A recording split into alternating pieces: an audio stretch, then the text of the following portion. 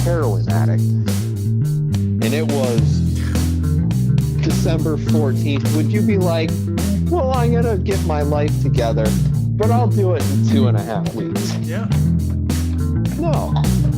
Stop taking the heroin.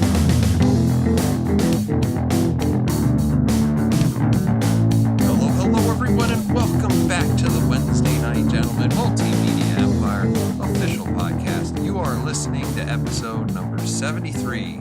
On this show, we like to talk about comic books, movies, TV shows, video games, political discourse sometimes, but always Star Trek.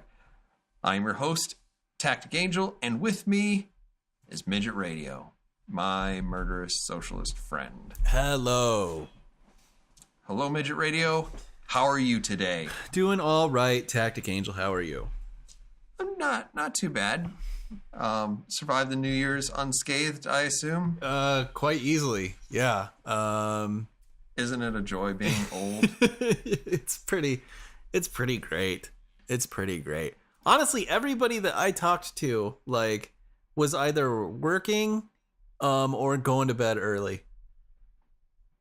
That was it. I did not go to bed early. I ended up, oh my gosh, it was bad. It was real bad. Is this World of Tanks related No, or World of Warships related? No.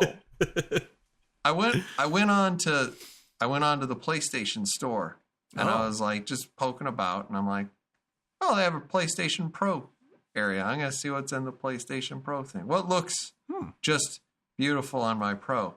And they're like, Cities Skylines. And you're like, okay. What is this? You're like, yeah, it's like SimCity, but it's not made by, the idiots who make SimCity. And you're like, I remember liking SimCity when I was 12. Yeah. SimCity 2000, motherfucker. I get those arcologies. Hell yeah. So I looked up some reviews and it was like $12 and I was like, Okay. Like this isn't exactly a big gamble. Yeah. And holy shit, did it just swallow my life whole that night. And it was actually really good. Cool. You're like, this is what SimCity should have always been. It is notorious. It is a notorious time suck, man. Well, it's not only that, but obviously it's been, honestly, decades since we played it. Yeah. And I played this and I'm like, oh my gosh, I can build roads in, not any direction, but in 3-degree increments. Oh, so wow. 120 different directions. Wow, yeah. That's complicated. And I got all this other stuff. Some of the complicated stuff is not so great. Like, it's like, you need to, you get the bus station. Now you need to assign bus routes. Oh, Jesus. Like, wow. Okay. And you need to manage traffic patterns, because if you don't manage traffic patterns, then like trash starts piling up and dead bodies don't get to the cemetery. That's awesome. And stuff like that. And you're like, oh man, I like this. That's kind of sweet. So yeah, that was my New Year's Eve. Nice. Well, you engaged your brain. That's pretty good. That's better than most, I started my city. I called it the city. Oh. Protected by... the tick has not shown up yet. That's too bad. I was pretty sure he was supposed to, but That'd be a pretty great Easter egg, man. Right? If you name your city the city, then the tick shows up, you automatically have less crime. Anywho, that's not the subject of this. First, we got to talk about drinking. We always talk about drinking. Drinking. Seems healthy. Yeah. Midget Radio, what are you drinking? I'm drinking the Bullet Tactic Angel. I figured I'd go with I don't know. I feel like I discovered that the Bullet is my favorite whiskey in 2018. So that's the whiskey I'm drinking today. Interesting. I am doing something I've never done before. Ooh. I'm drinking Southern Comfort. Ooh, wow. Damn. I've literally never drank Southern Comfort. Wow, yeah, it's been, holy shit, it's been since college for me. And I figured I owed it to myself to try it at least once. Yeah. But then there's like several versions of Southern Comfort. So when I was at the Booze Palace, Uh-huh. I'm pouring it right now. This is a reveal. Eesh. Oh, is this not going to go well? I mean, I didn't want to pay for booze one time at a party, so I just bought, like a fifth of Southern Comfort and carried it around with me all day. And that was the last time I ever drank it. That was the last time. So there's lots of different types of SoCo, as they say. Mm. And I bought the 100, and I was talking to the lady at the checkout, and I'm like, yeah, I've actually never had this Southern Comfort ever. And she's like, and you bought the 100. And I'm like, I saw the 35% proof, and I'm like, can you even taste it? That's like beer. Yeah. Beer's around 35%, right? Yeah. So I have that. Oh shit. I'm a little apprehensive. It smells weird. It's like, man, it's not bad, but it's like, I'm saying that from the perspective of a college student, So yeah. You know what it does? It does taste a little bit like green. Okay. Yeah. The NyQuil green. Yeah. Yeah, it does actually. It does have a unique medicinal quality. And green is my second favorite color of the two. Mm-hmm. NyQuil versions. Solid NyQuil. I'm not drinking that Dayquil shit. If I'm sick and I want to be awake, right, I'm gonna muscle through whatever NyQuil can do to me. Fuck orange.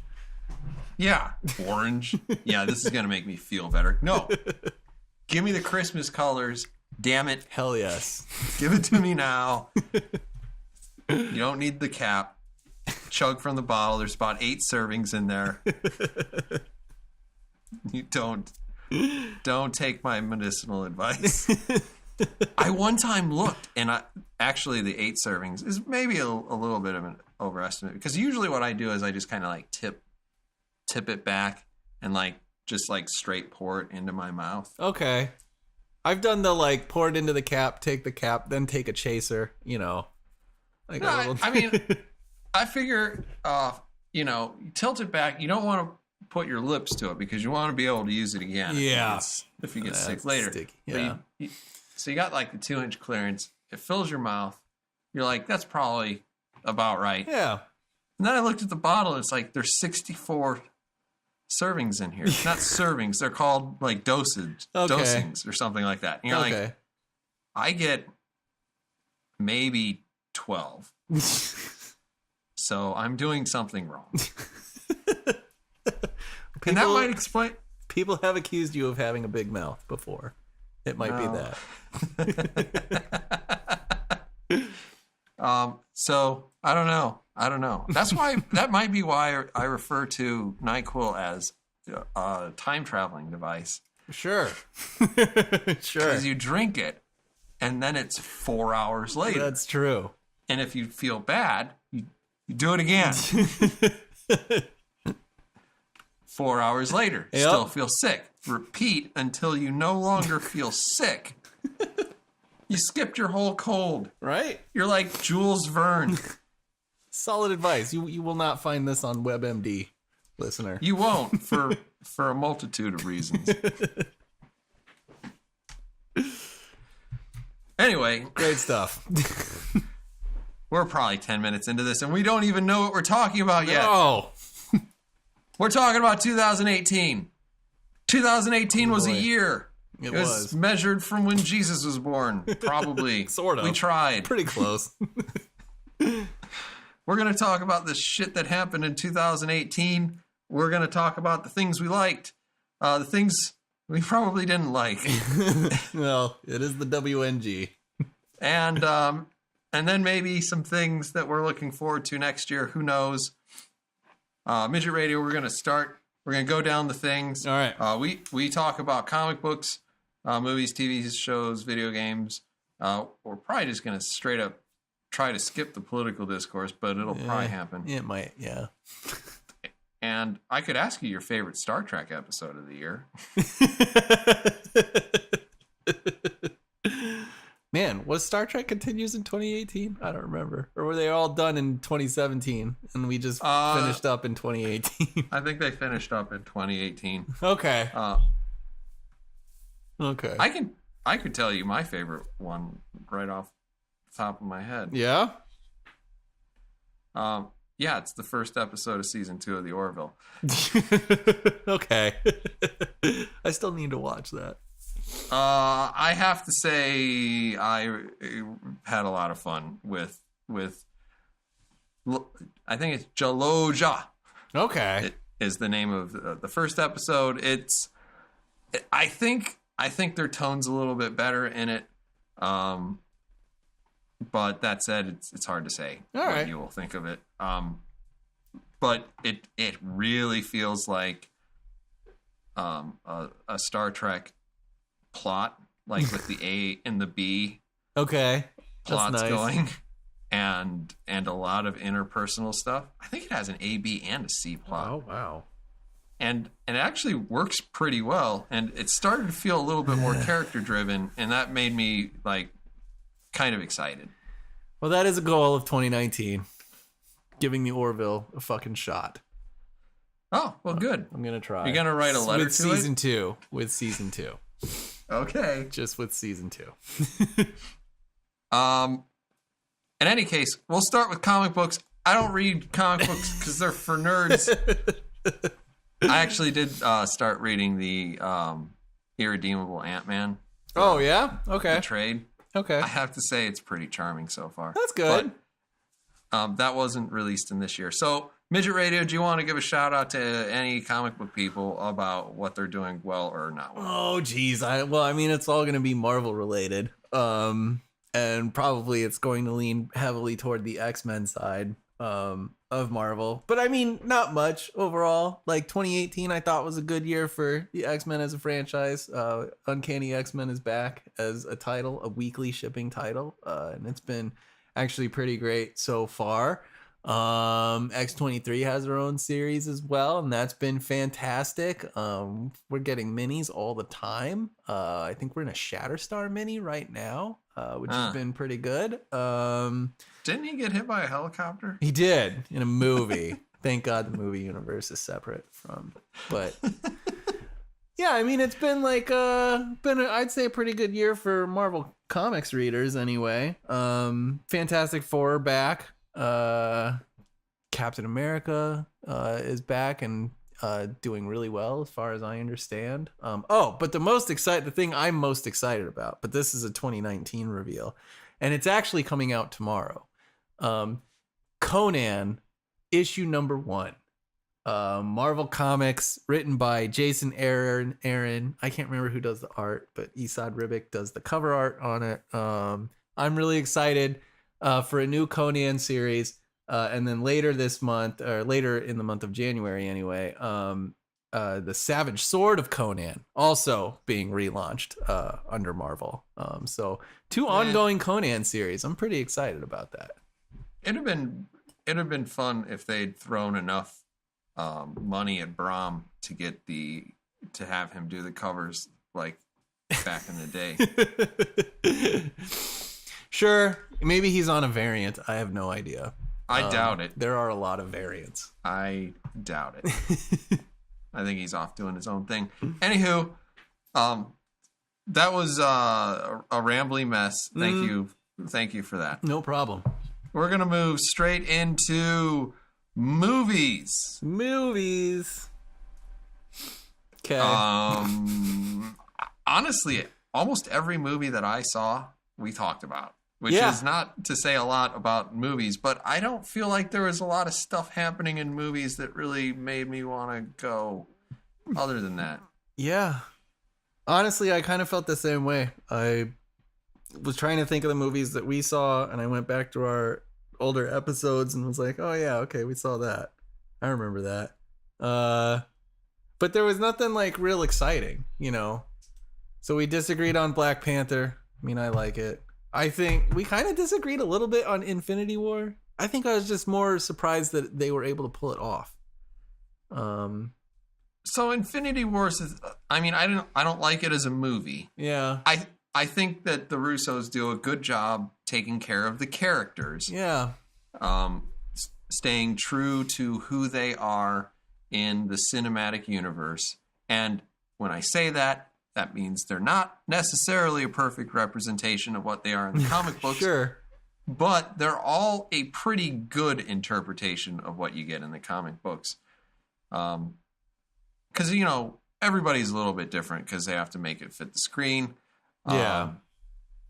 Even little things like Scarlet Witch's power set are, I mean, changed from one thing that is hard to explain to another thing, which is Whatever. basically impossible to explain. It's red magic. Yeah. Yeah.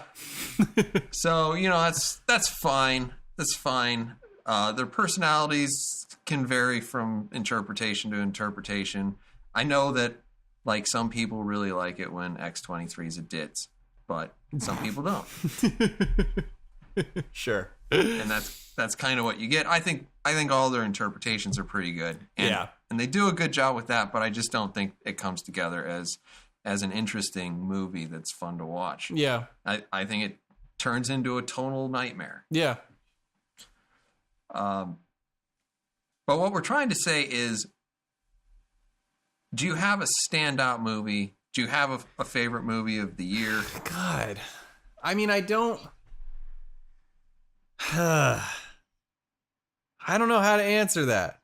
Like, I have to talk about Deadpool 2, even though I feel like it was a little bloated, but still, like, I mean, that's the best Cable that we'll ever see. It was a fantastic, amazing Cable. So, I mean, I love it for that. And it's still, like, you know, it's still funny. I did also see, actually, just recently, Into the Spider-Verse, the animated Spider-Man film, which you're too old to see. I am too old. I went and they were like, "What are you, some sort of pedophile?" And that movie was fucking great. Great. It was a great Spider-Man movie. It was really fun. It was funny, and it was fun to look at. It was a great movie. Good soundtrack too. Well, fantastic. Mm-hmm. I think I have to give it to the other insectoid of the year. Oh God. Okay. I'm glad we kind of got off on a tangent on the Infinity War thing, because basically Infinity War didn't do much for me, and what it did do is, like, kind of, it was like, this is a bummer, man. Yeah. I mean, I knew it was coming, but it still was a bummer. Yeah. And then you have this harmless, fun movie. Yeah. And it's like, it even had a car chase, and I hate car chases. And it was fun. It was a fun car just chase. Fun. Other than that, I think probably Peppermint comes in at number 2 for me. Okay, so yeah, I wanted to review that a little bit as well, because when I was scrolling through 2018, I was looking at, like, you know, just some of the action films we had watched. So those were like Death Wish, kind of an action movie, Peppermint, Escape Plan 2, and Mile 22. Wait, wasn't The Rock? Oh, Skyscraper. Yeah, I have that on here too. Yeah, Skyscraper. Yeah.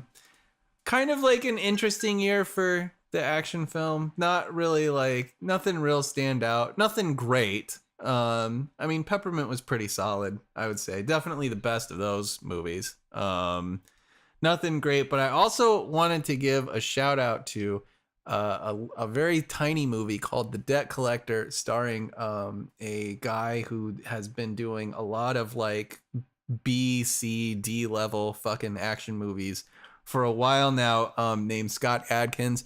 I saw The Debt Collector and kind of fell in love with it a little bit. It's a very small. It's just about. It's literally just about these two guys who work for, like a mafia type agency, and they collect debts. It's a really fucking simple, straightforward movie. But it's a lot of fun. There's actually a lot of chemistry between Scott Adkins and the guy he acts alongside, which is surprising for a movie in this budget level. But since that time, I went on to watch a lot more of his movies, including Ninja and Ninja 2, which are fucking excellent movies. He's been in others. There's quite a few of his movies on Netflix, actually, if you're interested at all. There's another movie called Close Range, which isn't great, but has like actually a pretty fucking fantastic opening sequence. So movie wise, like for favorite movie, I'm probably going to give it to The Debt Collector, starring Scott Adkins. Okay. I'll take a look at those and maybe we can talk about Scott. Yeah. I like him. He's British. Is he walking around like the transporter? Like, I mean, sometimes it depends on what movie he's in. Because like in Ninja, he's American. In The Debt Collector, he's definitely British. And he is like a British actor. But yeah, I think in Close Range, he's more of an American accent. So and he's good. Like he's actually really solid. He's a solid performer. And he's a badass. I would have to Ninja is probably the best. I mean, it's ridiculous and it's called Ninja, but it's fucking awesome. I fucking love that movie. I actually watched that with Kim. She was a big fan too. Really good movie. But The Debt Collector is probably like his most, I don't know, just his most surprising movie where you're like, I like these characters. This is weird. okay. Like I don't. I like our badass. focus today. We're real like laser. Oh yeah. Oh yeah. Well, don't ruin the whole thing, because like if there are good action movies floating around out there, I will watch them. I don't know what is happening with the Netflix algorithm, but it's like you watch a Bill Burr, and then it's like, yeah, well, you like stand up, maybe you want to watch Nanette. And you're yeah. like, no, I don't. No. Because laughter. I don't know. Oh. Yeah. Yeah. Let's watch that then. Yeah. That looks like a good time. Yeah. Let me find ways to be depressed. Yeah, I love that. I'm looking for. I'll look into it.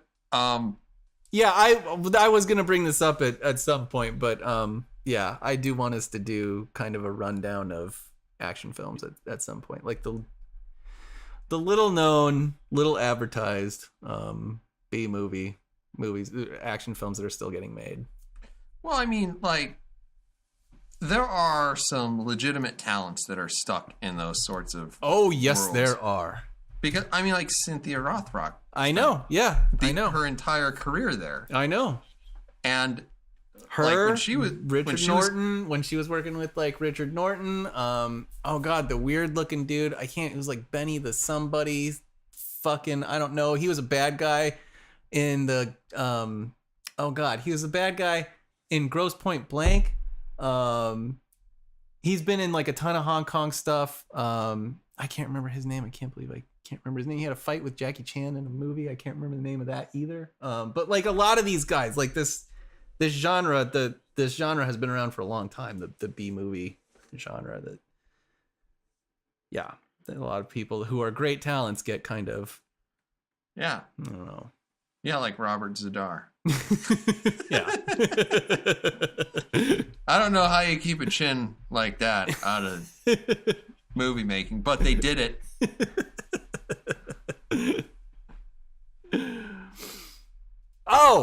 Movie also that Venom was surprisingly like pretty watchable, like pretty entertaining.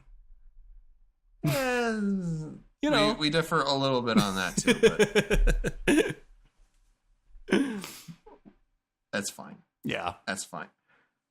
What comes after? What are we talking about? Movies, TV shows. Ugh. I don't fucking watch TV. I I'm giving it don't- to the Orville. I don't really have much. I'm gonna give it to Legion season 2 just because. Wait a second. No, we talk about TV shows. But then again, it was like, what? What? We got Luke Cage. Yeah. We talked about that. We talked about Iron Fist. Iron Fist. What a great Daredevil. show. Daredevil. Yeah. Ugh. I know. All those shows are canceled. Well, except for Jessica Jones apparently right now. I thought And- that came out 2 years ago. I think Jessica Jones was like the beginning of last year. Okay. Because I think we talked about it. Yeah, actually, yeah, we reviewed it on March 21st. So, Huh. yeah. Yeah, Jessica Jones. That was the best one. That seems Yes. weird to say, but it was. Yes, it was. That was the best one. And yeah, and then The Punisher is actually like this month or January, like in a couple of weeks, apparently. Holy shit. I know. When are we gonna find time to watch that with just- all of the Star Trek Discovery? That's we need to watch? gonna get in the way. Yeah. Stab me in the face. Yeah. But yeah, I mean, there really wasn't much. When I was looking through it, I was like, okay, well, Legion was good, and then there was Castlevania, and I liked that well enough, and Yeah. I'm still watching The Gifted, but I wish it would calm down as a show a little bit. That would be nice, but You are too old. I just, God, everything's just, I have a problem. Well, I can solve it with crying or an explosion. Okay. That won't cause any more problems. Well, at least we have a plot for the next Yep. episode. So, wonderful. TV show's not our strong point. In It's really not. 2018. It's really not. I mean, but like, I think you and I, we probably still watch. Like, there are good comedies out there that I think we watch that we don't talk about. Stuff like Brooklyn Nine-Nine. Yeah, Brooklyn Nine-Nine is a show that I watch if there's if I see it, Yeah. and like I don't even care about the continuity at all. And thank No. God there are shows that I can largely ignore the continuity. Yeah, that's true. Yeah. I mean, I still, I watch Bob's Burgers. I think The Good Place is amazing. So, I don't know.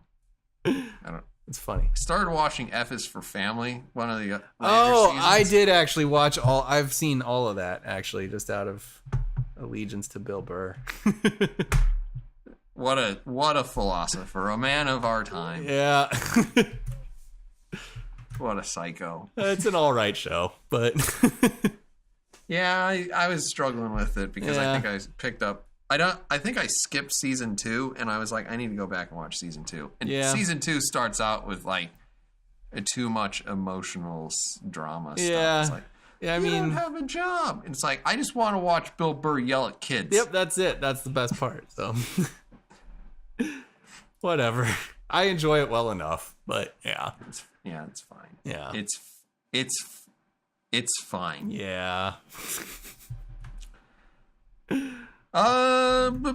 TV shows, video games. We did a little bit better this year with video games. We did actually, I gotta say. Yeah.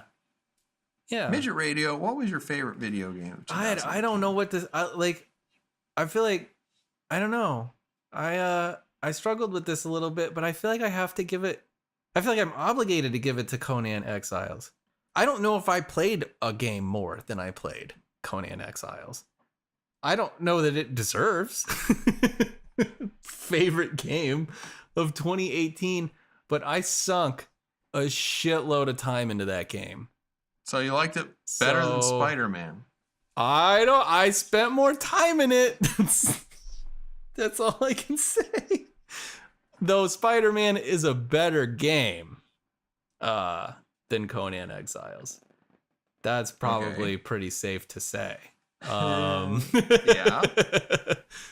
But Conan Exiles, man, I don't know.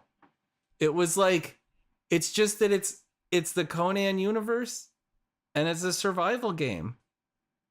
That's it. And apparently, that's all Midget Radio needs. Okay. I mean, I hate to do it, but I sunk the most amount of time into it because then World of Tanks wins every year for every year. But like, if I were to go with like sunk the most amount of time in that wasn't World of Tanks, Okay. I think No Man's Sky takes it. Okay. Okay. But that's not the game that I would choose. Yeah. And it's not because it's bad. Listener, please. I like No Man's Sky. Yeah. It was maybe not what you wanted at launch, but Fine. right now there's lots of stuff to do. Yeah. I mean, it's still pointless, but there's lots of stuff to do. Yep. I You can enjoy it. multiplay. Thank Christ for that. But Oh man, I was playing the other day and somebody jumped in my system. I'm like, "Fuck you! I'm getting out of here." Fuck out of my universe. Yeah, try to find me now, asshole. I warped. Ha! I can jump 1,500 light years at a time. Good luck finding me. There's probably 700 stars in that. It'll probably show. I hope it doesn't show me on the map. I don't know enough about that game. That would be horrible if it did. Oh god, that would be terrible. Yeah. So yeah, no, I would have to say 2018 game of the year for me has to be Kingdom Come Deliverance. Oh yeah. Okay. I still haven't checked that out. It is a game that I feel utterly helpless playing because the systems in it are maybe overcomplicated, but at the same time, like the game is involved and immersive enough that it's like every time I come back to it and I look at it and I play it and I suck at it, I'm like, the problems with this game I feel are probably not the game's fault. It's probably my fault. Yeah. I'm not good enough for this game. That's awesome. I'm not worthy. And it's down to little things like, okay, you're in a castle and you pull up your map because it's a fucking video game. You have a map.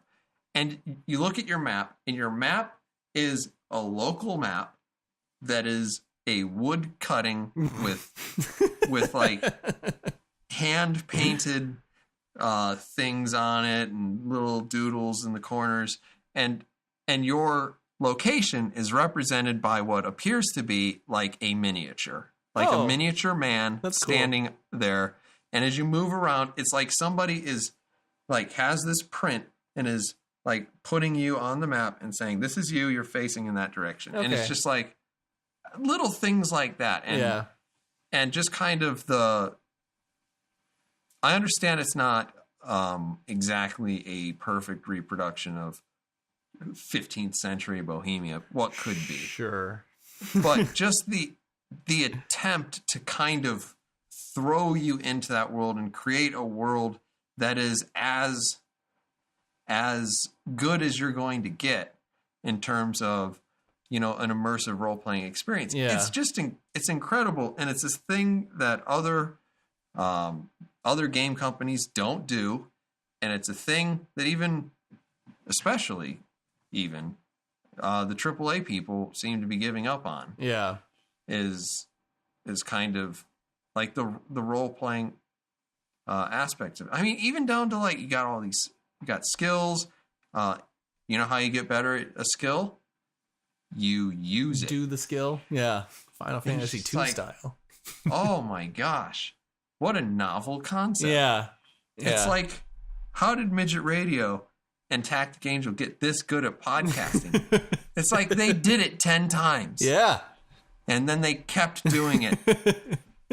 It just keeps getting better. I know it's hard to believe. I know. We're pretty much capped out, I think, but hit but that level every time we take it to a new level. Right. Better and better. I don't know what to tell you. I cannot pat myself on the back hard enough. It's true. But Kingdom Come Deliverance, just a shockingly interesting title. I'm gonna play more of it. I'm gonna try to get to the end of it. As much as I suck and as difficult as the game is in terms of its learning curve, Yeah, I'm going to get there. I gotta check that out. Because at least it has a quick save, and I can continue to go back and die over and over. Nice. Nice. I feel like we should also mention Red Dead 2 a little bit, even though I think only one of us played it. You would be correct. I don't know exactly even how to summarize my thoughts on this game. At first I was really into it, and then it kind of petered off for me. I think like it's weird what Rockstar sort of accomplished, because there was a ton of work put into like the writing and the characterization of the gang, and your life among the gang, and all of that stuff is pretty phenomenal. Like it's actually really well done. It's not really the game I wanted to play. So I don't know what to say about it. There's a lot of stuff it's gorgeous. It recaptures, I think, what Red Dead did so well, which is just sort of that sense of being out in the Old West on an open range. It's also, though, in some ways more restrictive than the original Red Dead with respect to the plot line that you have to follow. And I think other people have mentioned the consequences for like shooting. You can get a wanted level pretty easily, which is a little frustrating. It makes it feel a little bit less lawless. But then at the same time, like the game is kind of focused on that, like the transition from the Old West into a more industrialized and city-centric America, and it does that like pretty well. But yeah, I don't know. It's a good game. I guess that's how I feel about it. It's a good game. I don't think it's the game I wanted to play. Exactly. Yeah, I'm considering eventually picking it up, but it doesn't look like the online is what we want it to be. And yeah. Certainly it looks like a lot of or at least it sounds like a lot of the ideas that they were flirting with on Grand Theft Auto Online, with you have to do this mission and we're not going to bother programming in people to oppose you. We're just going to expect players to try to kill you. Yeah. You're like, well, that is an approach. It is. But maybe I don't want to go online and specifically get griefed. Maybe I'm just looking for that cooperative experience with my buddies. Yeah. If we have to drag Momise around and we're relying on her Sure. to do anything. Sure. I mean, that's enough of a challenge right there. But we can forgive her because she is our friend. That is true. But in a competitive setting, that feels worse. Yeah. Yeah. So, that's fine. Yeah. It's fine. I wanted a game where, you could go on there, I could go on there, we could get Blue Sky Giant maybe to get off of his lazy ass. No shit. Momise, Enigma. We could all go online and do Western heists. Yeah. That'd be awesome. Not have to deal with, random assholes. Yeah. And in my experience in Grand Theft Auto Online, if someone is within 2 blocks of you, they will try to kill you. Yeah. Yeah. And I mean, that point, at the point, like Grand Theft Auto's just gotten to the point where everybody has like bulletproof everything, and mega missile up your ass weapon. But so only it's some just people like, have that chain gun. fuck that. Yeah. Fucking stupid. It just, it's gotten, the end game of the game is too absurd, Yeah.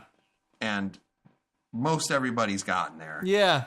So it's a lot of absurdity stacked upon itself. Yep. It's just kind of boring now.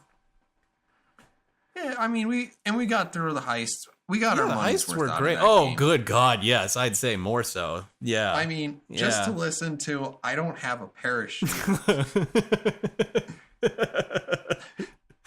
Oh, God, the greatest thing that has ever happened in gaming history. I feel like if we had recorded that, and uploaded it to YouTube, man, it'd be the next Leroy Jenkins. Everyone would know the name Blue Sky Gun. All that planning. All of that planning. Shit. I don't have a parachute. Fucking And idiot. It was so dangerous because I think he almost killed both of us in real life. Yeah. It's like, I can't breathe. Nope. I had to set the controller down. I remember having to do that. Like, I have to put this down because I can't see anything. Yeah. Oh, good yeah, time. If I buy that game, I imagine I'm going to buy it for the single player experience because I don't want to deal with assholes. Yeah. And I've got enough other stuff to play right now. I can wait. God, yes. Yeah. There are 17 million copies out there. And eventually people will get rid of theirs and I can buy it for, 10, 15, 20 bucks. 2 discs, Tactic Angel. Man, when's the last time you had a 2-disc game? I lost a lot of interest just now. Well, one's just the data disc, so you just install it and then you're done with it. But yeah, that was weird to see that. Disc. I guess, yeah, pretty much, yeah, pretty much. Fantastic. Yeah. Any other video game shout outs? No, I got nothing. I discovered a lot of games this year. And I feel so dumb for having. Because I was thinking about it, and I was like, I really want to talk about Darkest Dungeon. Well, Darkest Dungeon came out 2 years ago. Yeah. And I'm just an idiot. Yeah. Well, you just, gee, who the fuck has the time? My God. Who has the fucking time? Unemployed people. Yeah. And then it's like, how do they have the money? They get because checks of from Obama, us. probably. But that's how. Anywho, well, I guess political discourse sometime, but we're gonna move right on. We got through all the stuff. We're gonna talk a little bit about winners, losers, and the victims. All right, the victims of 2018. First of all, throw out your winner or winners of the year, Midget Radio. Okay. This is sort of a 2-parter, but I'll just focus on the first part. I'm going to say Disney right now, mostly because they've pretty much ironed out, I think, ownership of X-Men and Fantastic Four rights, and apparently are going to strip Netflix of everything that it has in 2019. So good job, Disney. Way to keep building that fucking empire. I guess that makes all of us the losers. Maybe that's what'll kill the thing, because the bubble. Because maybe at a certain point, you already see it in terms of video games. The player base basically objecting to all of this ridiculous microtransaction nonsense. Yeah. The map packs, the super special deluxe edition, right, and all this other nonsense that's really just being used to bilk the player base of ever increasing amounts of cash for ever lessening amounts of effort. Yeah. I mean, how hard is it to come out with a new Call of Duty every year? I know. And then you put loot boxes and skins and customizations and whatnot. Not all of these apply to all the games, so please do not tell me, no, the newest one doesn't have whatever. I don't care. Right. But wow, you reskinned this game and it's 90% the same. Thanks for making 12 levels and Yeah. some guns. Yeah. Like, great. I think as if Disney starts overplaying its hand, they might get some backlash. They're already probably losing a little bit of favorability with just the terrible job they're doing with Star Wars. That was going to be in my losers of the year. Yeah. That was my second part. Okay. Yeah. I actually do have Star Wars written down as one of the losers of 2018. Yeah. Because I feel like a lot of air got let out of the tires this year, and it was because of, I mean, just like Bethesda, it was just bad management. Yeah. Like, of their player, or not their player base, in this case, their fan base. Like, fans didn't like The Last Jedi, largely because you shit on beloved characters. And then you called them bad people for not liking your stuff. And is it any wonder they didn't go and watch a movie that nobody wanted? Yeah. Yeah. It's Star Wars is in a lot of trouble. I don't know how you save the plot of episode. I don't know. Yeah, honestly, it's gonna completely depend, I think, on I guess what the numbers look like for the next movie. Well, I mean, okay. What I'm saying is kind of like when we were talking about Daredevil. It's like, where do you take the show after this? Yeah. And it's like, all right, so J.J. Abrams probably invented Snoke and Rey's backstory, at least a little bit. Do you think he did? I don't know. Well, there was apparently an outline that Rian Johnson ignored. Oh yeah, threw away. Yeah, I mean, it's a J.J. Abrams outline. It's on a fucking napkin, and it could be very vague and mostly useless. Laser swords, weird looking alien, running, shouting, colors, lens flare. This doesn't look like an outline. This looks like a list. Yeah, I'm gonna throw it away. But then to like take the big bad Supreme Leader Snoke.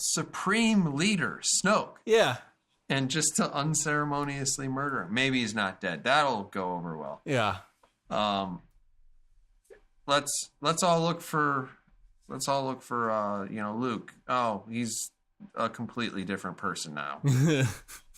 He doesn't like books.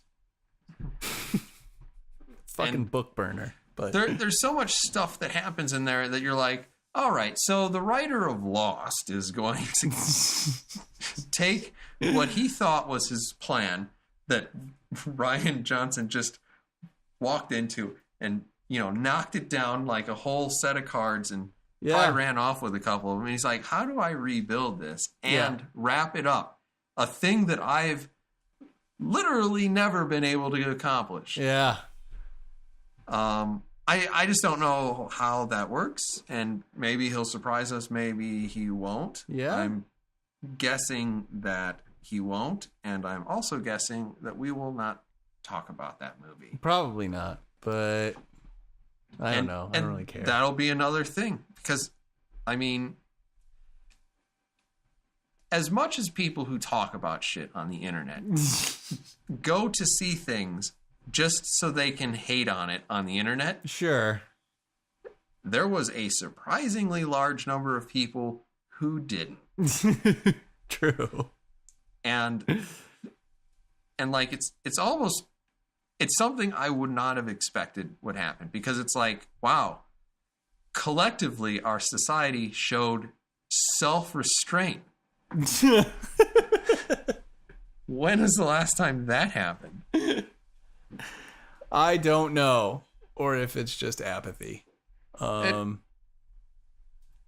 don't know. Maybe. I mean, that would be the cynical thing to say, and I want to agree with you because it is. But yeah. it's just, I was surprised. I thought, there's no way the Star Wars people will go and they'll see it, just like all the Star Trek people who Yes. keep, Yes. oh, I'm gonna pay for CBS All Access, Gotta even though see it's it looks so good. I think this time it's gonna be better. yeah. Season 2 is gonna be good. So I mean, I whatever. Yeah. I have a winner. You had a winner? You had a winner of the year. I do. This is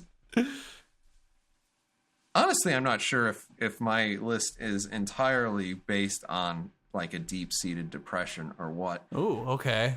But Let's find out. think I have to give the winner of 2018 to Sony, specifically Sony's Spider-Man ownership. Oh, because Into the Spider-Verse is like a really fantastic movie. That makes a lot of sense, Tactic Angel. I think you picked No, the clear winner. it has more to do with like Sony has had a lot of trouble making anything Spider-Man related palatable Yeah. since Spider-Man 2. Yeah. And this year we saw Yeah. Spider-Man the video game. Good game. It came out. It was pretty good. Yeah. And I mean, I have to believe that sold a pretty good number of titles and I imagine probably it did, some yeah. PlayStations right along with it. It definitely sold those PS4 Pros, man. I really wanted one of those. Yeah. And that was sold out. How sad. And they probably didn't make a small number of them. Well, they made the Spider-Man like the red. It was cool. Yeah. No, Yeah. I know what you're talking about. Annoying. But Annoying. do you think they made 1,000 of them, or do you think they made more like 20,000? Probably like, I have no idea. 20,000. But I mean that moved units. That's good Yeah, it did. for that bottom line. Yeah, it did. So I mean that's good. We saw Venom. Venom didn't lose money, which No. is kind of a win. Just Yeah. right out. And honestly, we both liked it. Yeah, it wasn't bad. It wasn't really good. No. But, I mean, it was a better movie than I expected, and Yeah. I did not regret seeing it, and I still don't. Yeah, same here. So, there's another win, and then, like, say what you will about Into the Spider-Verse, It's amazing. but It's really a lot of solid. people seem to like it. Yeah. I can't imagine they didn't make money off of it. Yeah. You've got 3 wins in a year. I think you have to give it to Spider-Man and Sony. Yeah. I like it. And that hurts because Spider-Man is awful. Yeah. Yeah. Oh man. To the person who's never listened to this podcast before, I hate Spider-Man. Spider-Man To everyone is else. terrible. Just +1. My Just God. +1. Yeah. Yeah. Do you have any other winners? I felt like I did have another winner, and I came up. Oh, I was actually going to kind of also mention that I feel like, and this may just be fandom, I feel like the Orville is a little bit of a winner too. Okay.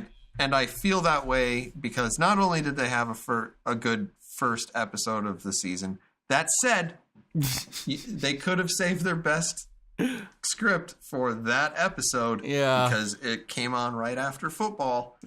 And, you get that hang on audience and Sure. hope that they stick around. But from the looks of the Star Trek Discovery previews, I think that they're trying to become more Orville-ish.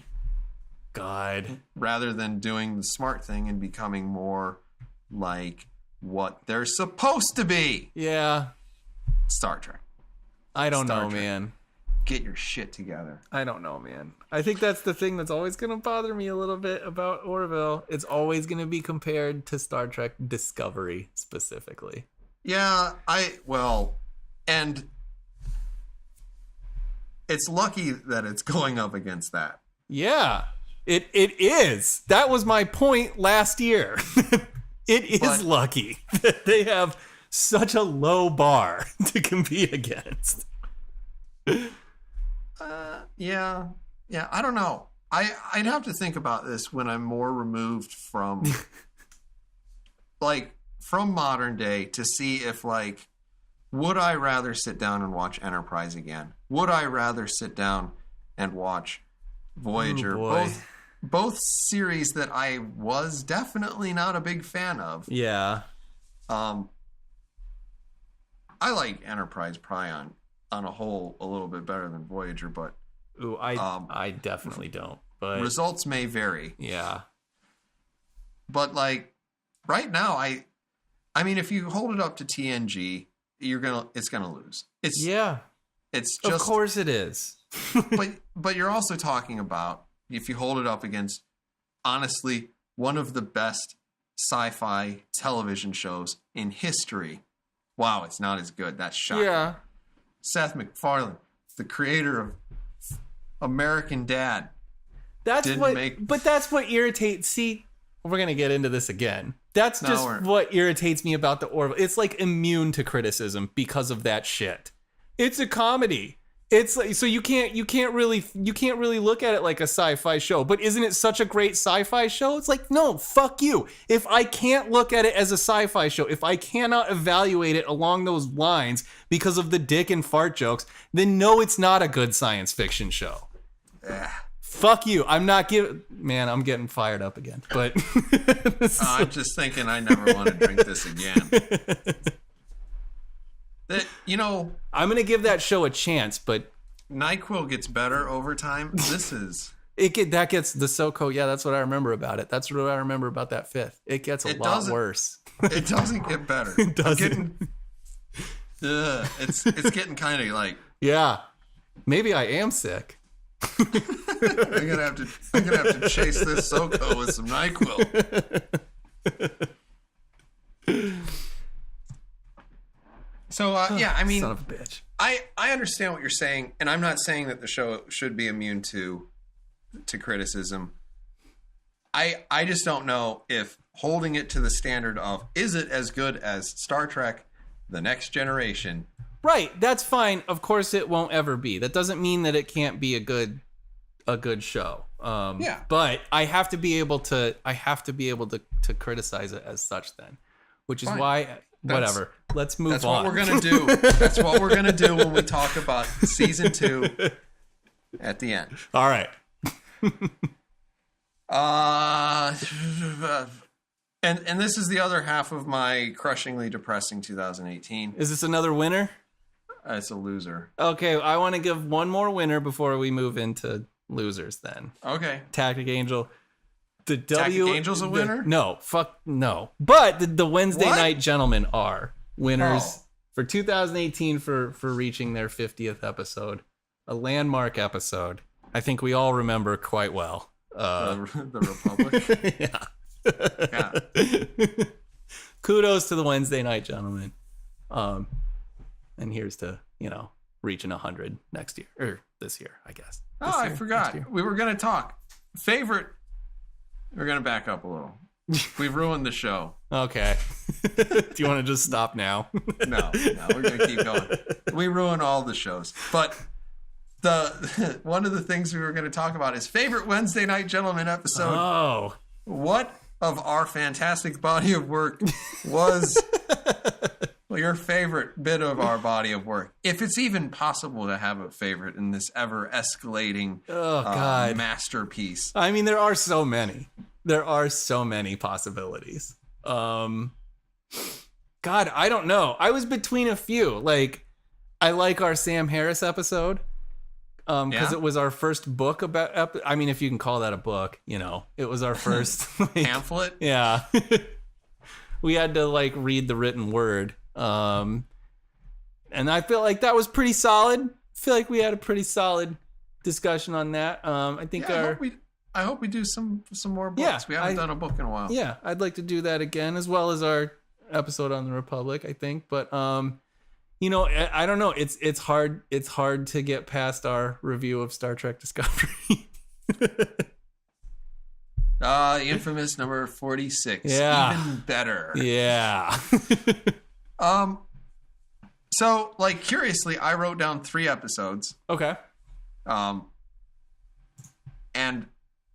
you picked what's probably number 2 and 3 for me. Okay. But I mean, they were all on there. Oh, I had one other one. I wonder if it's the same as your third one. That would be fucking amazing. Yeah. What is it? The Beauty and the Beast episode. Holy shit. Episode 51, Lift Your Glass. Yep. I had literally 51, Lift Your Glass, 43, Master of Puppets, and 46, Even Better. One of the things my brother complains about this show is that we agree too much. But God, I feel like that is not true, but it is not. He is consistently wrong. Well, we agree on that then. But it is funny that we both have 3. Yeah. And they're the same 3. Yeah. There's got to be some sort of probability against that. Yeah, you would think so. But 51 was the one that you hosted. But it was an All Tactic Angel episode. That's true. I did enjoy hosting it, though. I had a good time. I mean, despite the earlier complications with that episode. But damn it, if I did not drive down an airtight argument about why that fucking movie is shit. Yeah? It will live in the annals of history. For the ages. It is an argument for the ages. Oh, man. But, anywho. Yeah. Yeah. I'm really amused by that. That's funny. That's good stuff. All right, are we doing more losers? Oh, yeah, more losers. All right. So we already have Star Wars. Yeah. Star Wars, Disney Kathleen for Kennedy, Star Wars, yeah. all those things. Big losers. Yeah. Do you have any other losers? Yeah, I mean, I feel like probably one of the most obvious ones. Okay. Bethesda. Okay. Bethesda for knocking it out of the park with Fallout 76. So Bethesda had some, yeah, yes. I actually have them down as my victim of the year. Oh, really? Okay. So since the last time we talked, maybe we should just start at the beginning. Sure. So they're like, Fallout. Everybody's like, yay! Great. All online. Why? Like, okay. Then it releases. It sucks. People ask for their money back. They're like, no. No. People are like, hey, this bag ain't canvas. Yeah, it's plastic. It isn't. So, we needed to make more money. So, yeah. Well, the world ran out of canvas. the canvas bag shortage of 2018. That's why they're the victim. Hard times. No, it's actually only one reason why they're the victim. Then they said that guy shouldn't have told you that. Everything he told you was true, but he shouldn't have said it that way. Right. He kind of a dick he should about have said it but... nice. What he should have done is blown more smoke up your ass. Then they're like, how about not exactly $5? Yeah. Then they're like, no, never mind. If you give us your information, we will send Give you it to other people. a canvas bag. And instead, either intentionally or unintentionally managed to dox dozens, if not hundreds of people. Yeah. The estimate right now, and in terms of total sales to PlayStation users, is somewhere around 400,000. Wow. That's Yeah. grim. That's really, really grim. Yeah. And they have started banning people. Yeah. We're not going to talk about that guy they banned for being a dick to Gay another stuff. player. Yeah. First of all, if you have an online game, you should expect that players are going to be dicks to each other. Yeah. And if you have no NPCs and you expect those players to stand in for NPCs, NPCs are often dicks. Yeah. So there should be people who are dicks to you. Ignoring all of that, Yeah. they have started banning people for fixing the game. Oh, I saw that too. Yeah. They're like, Yeah. are you changing the resolution so that it doesn't cause you to vomit? You're like, Yeah. yes. Well, you can't play this game unless you send us an essay, which will be judged by our executives, saying you're sorry and why it is wrong for you to use in-game mods Yeah. to alter, an online experience. You're like, That's awesome. what are you, my fucking mom? You need to go wash your mouth out with soap and write your brother an apology. Yeah. That's just absurd. There was one other, and the other reason why they're a victim in my book. Do you know why Fallout 76 is a bad game? Why is that? It's because people on YouTube are perpetuating the idea that it's a bad game. Oh, it's like fake news. That makes sense. It's actually just a bunch of people who are trying to destroy Bethesda for Yeah. no reason. Sounds like fake And- news to me. And they are just the victim Yeah. of this malicious thing. They actually created a masterpiece.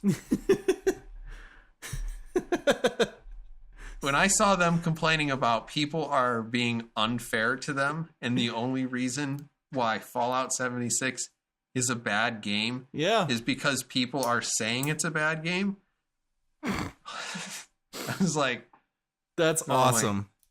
Maybe You guys Bethesda wants to run for president next year. yeah, I maybe, could see sure. it. Todd Howard, 2020. Tell me sweet little lies.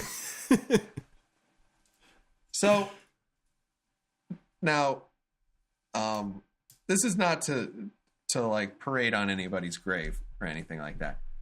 But I was having dinner with my brother and his girlfriend. Mm. Actually, just before we started recording this. Oh. She's in the game industry. We've talked about that. Oh, yeah. And we were talking about like how to develop a game, customer expectations, etc. Yeah. And I was like, you probably know who Bethesda is, and you probably know they've had, not a great year. Yeah. And she's like, yeah, that would explain why they've just laid off a whole bunch of people. And you're like, Yeah. ooh, Yeah, that sucks. yeah. That Yeah. sucks. For those Sounds people. like that company, if it'll be interesting to see how badly this hurts Bethesda. Yeah. Because it seems like, okay, if the sales statistics that were kind of leaked by PlayStation are accurate, 400,000 sales in the first month for Fallout Yeah. is abysmal. That's a AAA title. I mean, It absolutely is. yeah. And you figure they probably sold even less than that for Xbox because, Yeah. I mean, Nobody owns an Xbox, but yeah. I'm not going to say nobody owns an Xbox, but by comparison, yeah, closer to true. And that's just terrible. Yeah. In the same period of time, you figure Rockstar sold 17 million copies. Yeah. And I'm not saying they were ever going to do 17 million copies worth, but they should have done more than 400,000. Yeah. Yeah, I think that's safe to say. So not great. Not great. Fallout 4, by comparison, over its lifetime, sold 13.89 million. Yeah. So, I mean, they weren't going to do Red Dead numbers. Sure. You'd think they'd do Fallout numbers, though. You would expect a certain amount of skepticism. Yeah. Going into, you're like, wow, it's going to be a buggy game. Yep. And it's got multiplayer. It doesn't have any NPCs. Yeah. Like, I don't know what to tell you. The people who play Fallout are people who are looking for a role-playing game. Yeah, it's because it's a role-playing game. And if I have no foil, yeah, then how do I express character? No, I don't know. I just walk around. They will know me by my crouchiness after I murder them. Yep. Fucking stupid. Yes. That's why they fell into my victim of the year. All right. Rather than loser. Okay. Though they are definitely losers. Yeah. They're just losers who are trying to shift the blame away from themselves. Yeah. Okay, anyway, I kind of hijacked it. So anyway, those were all my fucking reasons, so fine. Do you have any other losers? No, I don't. Okay, here's my soul-crushingly depressing one. Okay. I wrote down the First Amendment. Oh God. Oh no.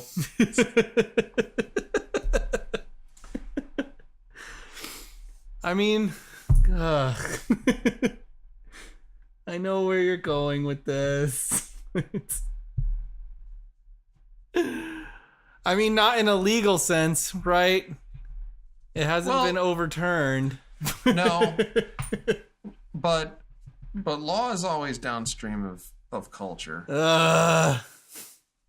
And yeah, the amendment's in real trouble.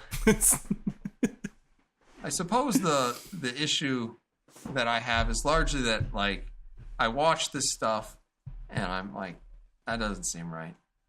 And then another thing happens and I'm like, yep, that doesn't seem right either. Like, I don't have to agree with any of the things that are being done, but like disagreeing with the punishment is enough.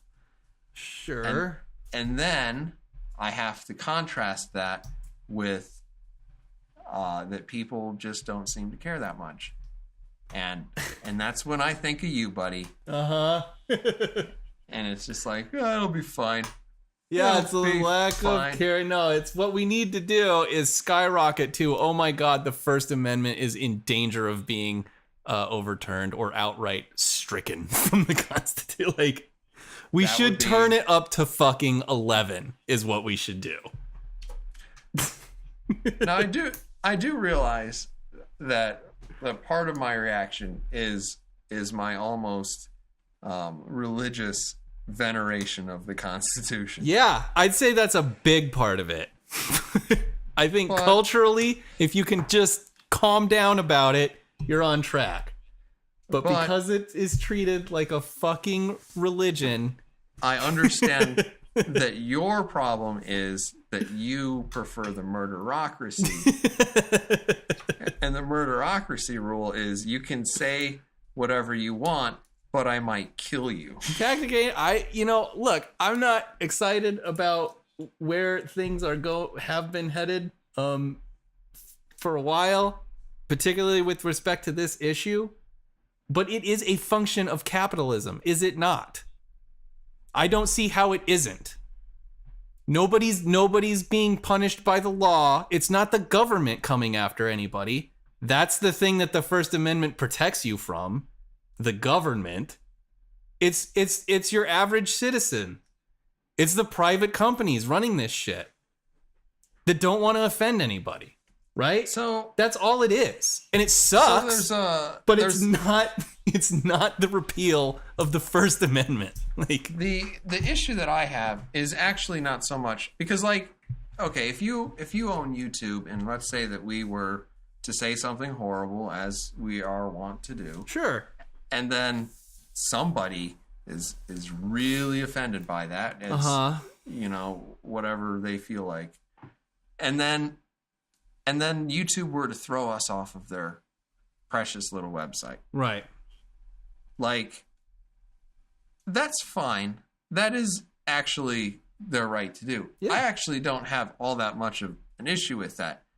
Now, I would say that's fair as long as you are regulating them as the law requires you to regulate them, which I'm not entirely sure that we're doing, because in that case you are functioning more like a producer than you are a platform. Right. This is new territory, though. Somebody would actually have to bring a suit and fucking challenge it. Before and I'm interested to see where that would go.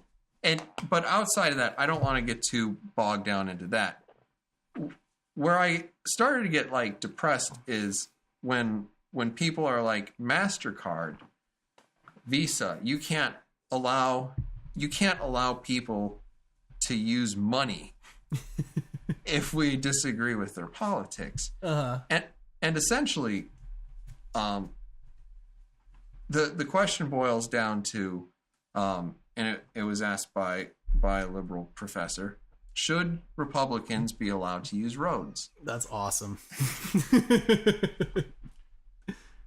and like, at that point, like, I don't know how you square that, because it's like Visa and MasterCard, they function off of the United States dollar. The United States dollar is good for all debts, public and private. Sure. And I'm not sure they really are I'm not sure that these two corporations are supposed to be the arbiters of what you should and shouldn't be able to say on the internet. And I'm not actually sure that if they're simply a substitute for United States dollars, that they actually have the authority to say you are not worthy to spend dollars. Okay. And I haven't resolved that, because this is kind of a new thing in my head, and it's like that's kind of where I'm at in my my gloomy 2018 review. Okay. I mean, it still sounds a little bit extreme to me, and there are certainly, practical applications of like how Visa and MasterCard issue cards to people to consider, right? Because they can say whether or not someone can have a Visa or MasterCard. They are allowed to do that. And I don't know that means that they are exercising this grand authority over whether or not people can spend money in the first place. It's just a little too extreme. If you want to say that it feels like people are afraid of free speech now, that's kind of true. And I can see where you're coming from. Well, there's also, okay, let me put it to you this way. And this is probably a subject that's larger than we can or should talk about on this, sure, on this particular episode. But some people, and I think it's on changetheterms.org or something to that effect, are arguing essentially that Visa and MasterCard are in some way liable or culpable for mass shootings, because they are aware of everything that people buy, and they should be taking steps to intervene in some way. And you're like, wait a second. Yeah. Are you telling me that you want a giant corporation to be determining how you spend your money and if that's appropriate? Right. Like, that's crazy. This person likes to go to the gun store, so Yeah. cutting him off. You're like, there's a lot of people who go to gun stores. And there are lots of people who have. I mean, I helped move Blue Sky Giant. He was telling me, it's like, I have a lot of ammunition. I did not realize it. You're like, that's awesome. I don't remember exactly how much he said he had, but it's like, how do you know what he's gonna like? Well, it does make a certain amount of sense for him, but Well, I mean, he is trying to overthrow the government, but no, he's not. We shouldn't say that. No, we should. If at the end of the day, if you had 100 rounds of 9mm, you could perpetrate almost every mass shooting that we've seen in the United States. Okay, sure. Almost every one. I mean, that's not a large number. That's almost, it's not the smallest number of 9mm you can buy. But, Yeah. I mean, if you walked in and you got a box of 100, that's not suspicious. Yeah. If you have 30,000 rounds, you're like, well, that person's clearly going to war. Or maybe they just like to shoot. Yeah. So, I mean, I just think it's very weird, the call for a non-government entity to somehow be lording this much control over people on the basis that they are the correct and rightful owners of who can spend dollars. Right. It's just, I don't know how that works. How many And people do you think are advocating that? I don't know. I would imagine it's about the same number of people that think Barack Obama is a Muslim terrorist. I would guess that it's around that fucking number. I think that maybe it would do us all better if, here's my hope, that at some point we begin to realize as a nation that like Twitter is not actually representative of most people, of most Americans. That like It's probably more representative of Russian bots. it probably is. But I think that's maybe a better direction to move in. Because paying attention to this kind of shit on the internet, it makes sense why you would be depressed about it. I don't think that it's remotely accurate or reflective of the way most people think and feel. So, you know, I don't know. That's where I'm at on it. And that's why I can't get that fired up about this kind of crap, you know? Is it possible that you're just cold and dead inside? It is certainly possible. Okay, because all of this makes Tactic Angel a sad computer. You should not listen to this garbage because I feel like, because I don't know, man. We'll see. We'll see. Here's what, like, along the same lines, right? And I don't know, whatever. This is the WNG. We can get off the rails, but along the same lines, right? Louis C.K. There was just a bit from Louis C.K. had one of his recent performances recorded, and it was bootlegged and uploaded on the internet. Right? Yeah, I listened to it too, and I thought it was funny. Oh my god, you are the worst. I know. I know, but this is the deal, right? This is what I actually find frustrating. I think it's funny because the bits were generally pretty funny. But because there are so many people paying so much attention to fucking Twitter, there's an equal number of people I feel like that just get off on anything that offends the left or the libtards or the fucking Twitter, and so they'll think they will automatically say that anything that offends or triggers the left is really fucking funny and hilarious, and oh my god, it's just amazing. Like, that's just as annoying, and I feel like that's the only fucking direction you can possibly go if you pay too much attention to this crap on the fucking internet.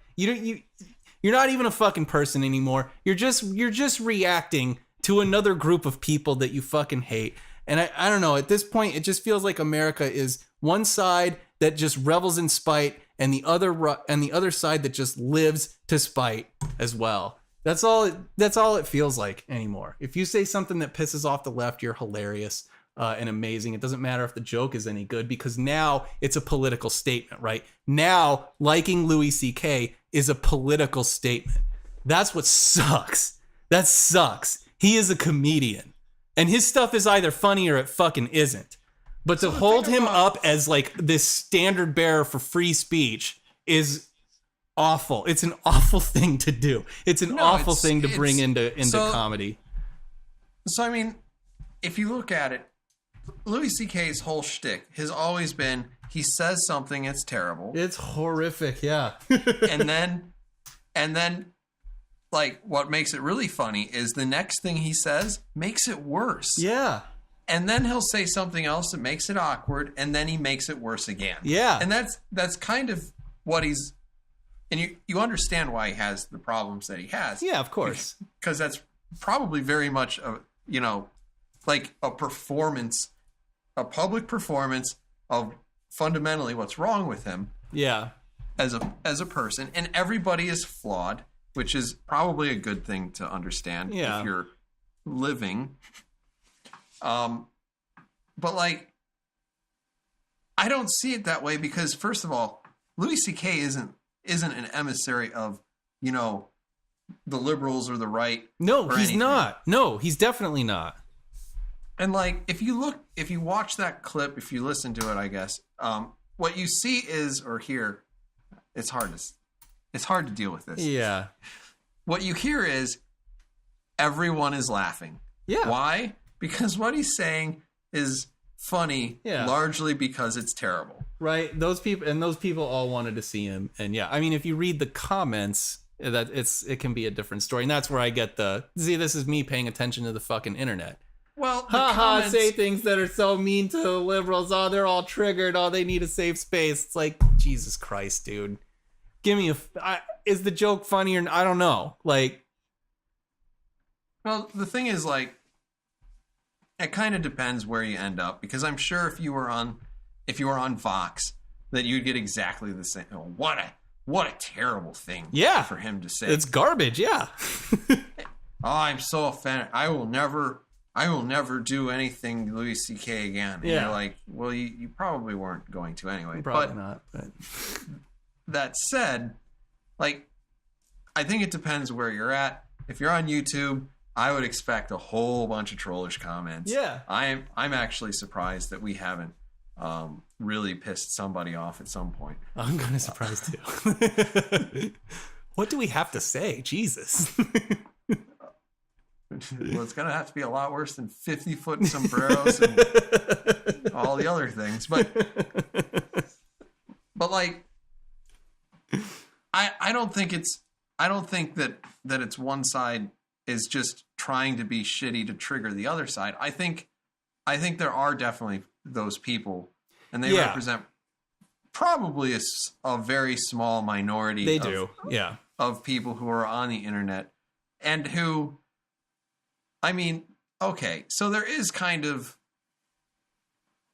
if you've ever watched somebody who just, if there's a recording on the internet and it's somebody who's losing their shit, and it might be a person who's rage quitting out of a game, and he just takes his keyboard and he smashes it into 100,000 pieces and just starts, doing a Charles Foster Kane on his own room. Yeah. Like, Citizen Kane reference there. Yeah, good job. It's not a Star Trek reference, but good job anyway. But we already talked about Star Trek.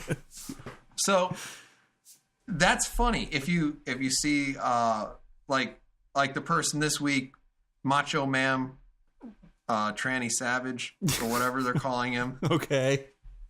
Some very, very large probably. Oh, in GameStop? Yeah, okay. Yeah. I did see that, yeah. Yeah. People can watch that and they think it's funny. Yeah. And that somebody gets triggered off of that, and to poke that person makes it a little bit more funny. Yeah. And I get that. It's a bad habit. Yeah. I get it. And I'm not completely innocent.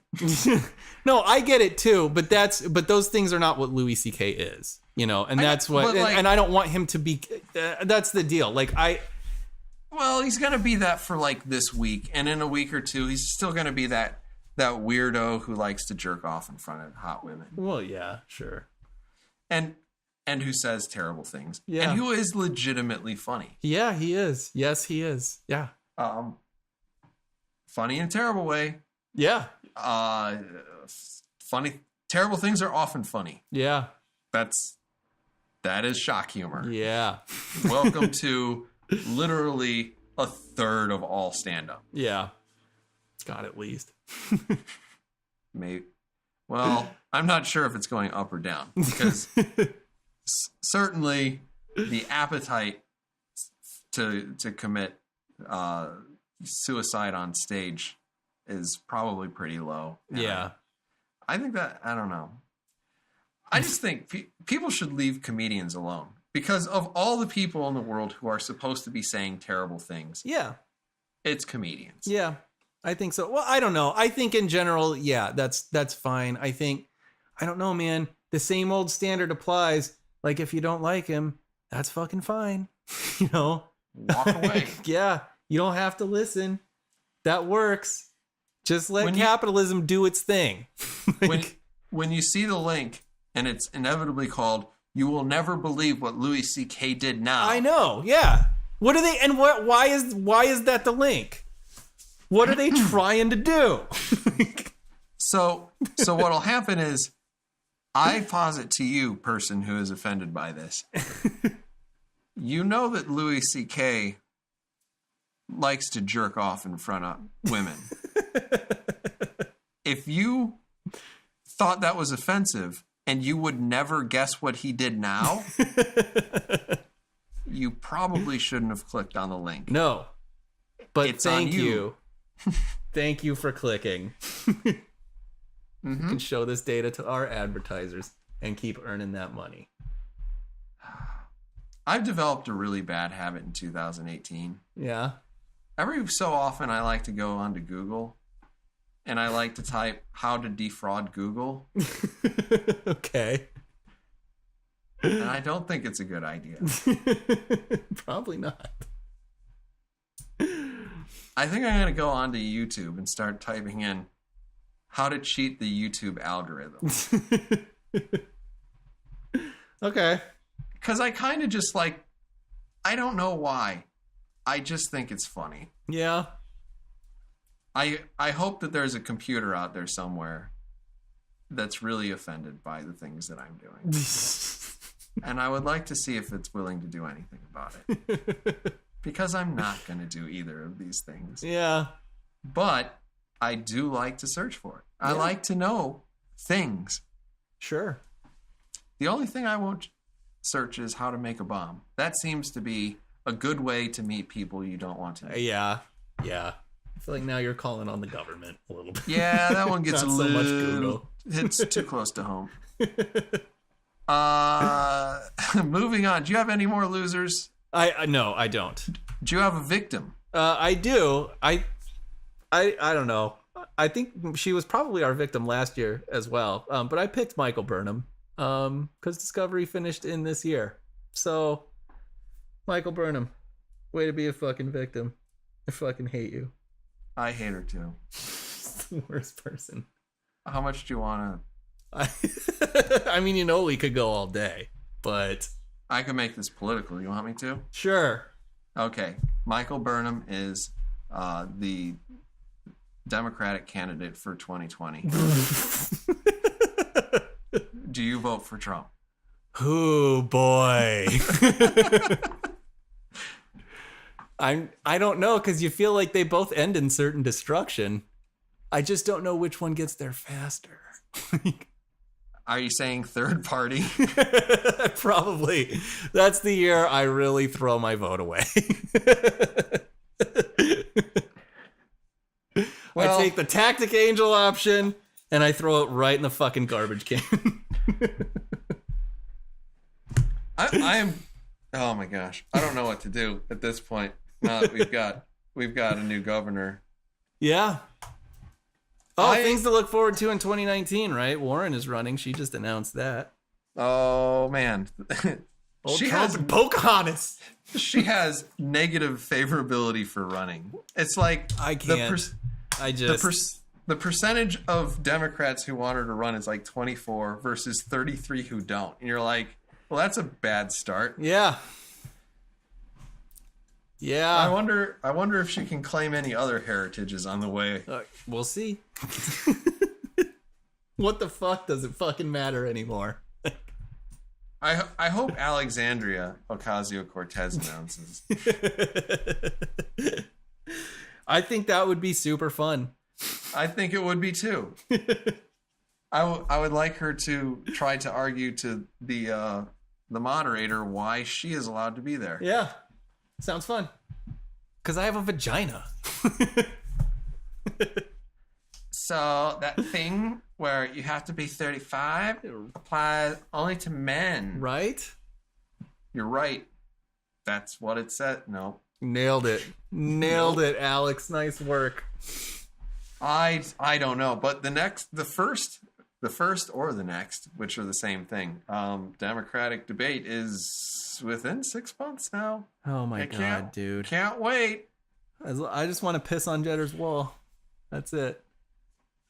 And that'll be fun. We're gonna do that. Yeah, I think we should, because I don't fucking care. We need to resurrect that, because the last time around, you left me hanging for one of the debates, and I left literally 150 messages on his wall.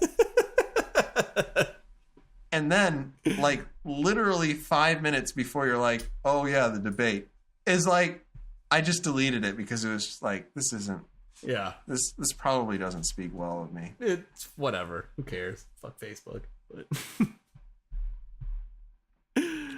it'll be fun. It'll be a good time because it's gonna be batshit crazy. Except now I have no idea. Like, I don't know. I'm gonna be interested to just see like how the arguments shape up and like what people think is important. Because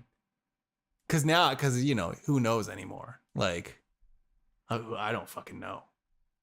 Do you know why Beto O'Rourke should be the president? Because of the football players. Because he said they should kneel. They can kneel and it's okay. That's why he should run the nation. He lost an election to literally the most hated person in politics, other than maybe our nationally, president. Right? I mean, Texas. I don't fucking understand what's going on in Texas, but well. Austin always gives me a strange vibe. Whenever I'm in Austin. I know, but that's the only damn city. That's the only city that like. Holy fuck. Otherwise, they keep putting Cruz in office. It don't matter who he runs against. No. Also, it was Cruz and Trump at the end of the fucking 2016 primaries. How was it Cruz and Trump at the end? So whatever, never gonna get over that. But you have asked that question before. I think the answer is actually that basically the people fell out of the Republican ranks in order that they basically went after Trump in like a really tone deaf way. Sure, I still don't see how that's a reasonable explanation though. I have not heard a reasonable explanation for it, especially since you had Kasich at the end of the day. You still had Kasich there. And you're like, really?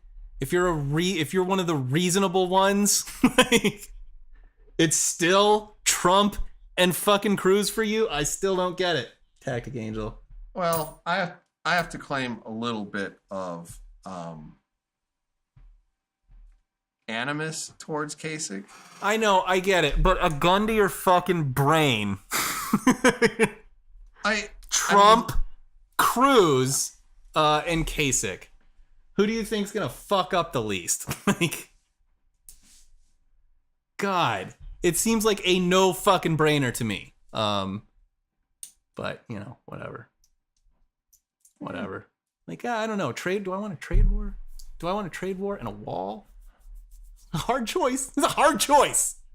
Yeah. What if we What if we completely sell out our foreign policy to Russia and back out of Syria just like they fucking wanted us to? Yeah. Awesome. Well, I didn't want to be in Syria either.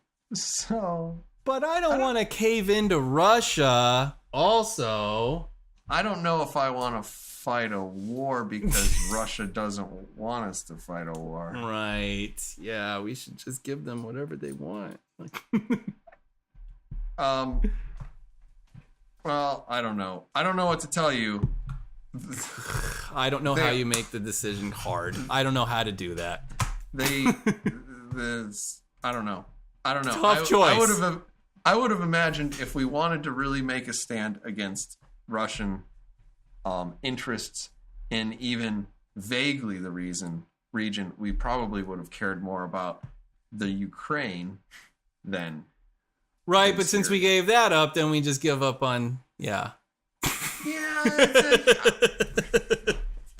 I mean, we have had conversations on Syria several times, and it's just like, you know what?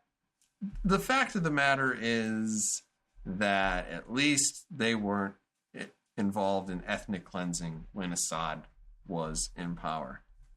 I mean, I suppose it wasn't ethnic, but yeah.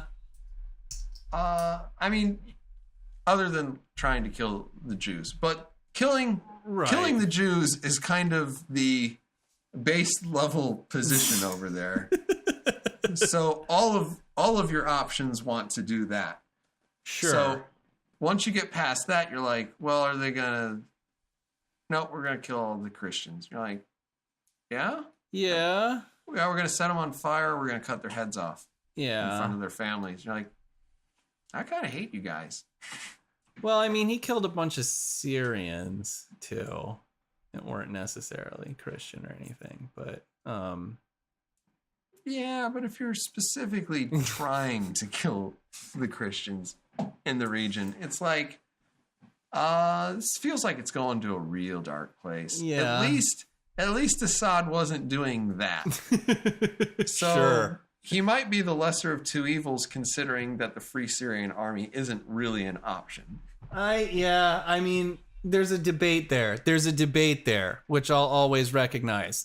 We didn't have it though.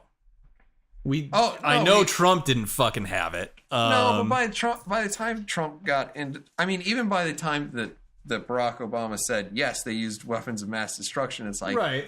Yeah, Barry, we figured that out like a year ago. But it's like, I just wanted to make sure, guys. Right, but that's a bullshit criticism. Trump launched those strikes on the Syrian missile silos and stuff. I mean, he did that, and that was I liked that. And now it's like, fuck it.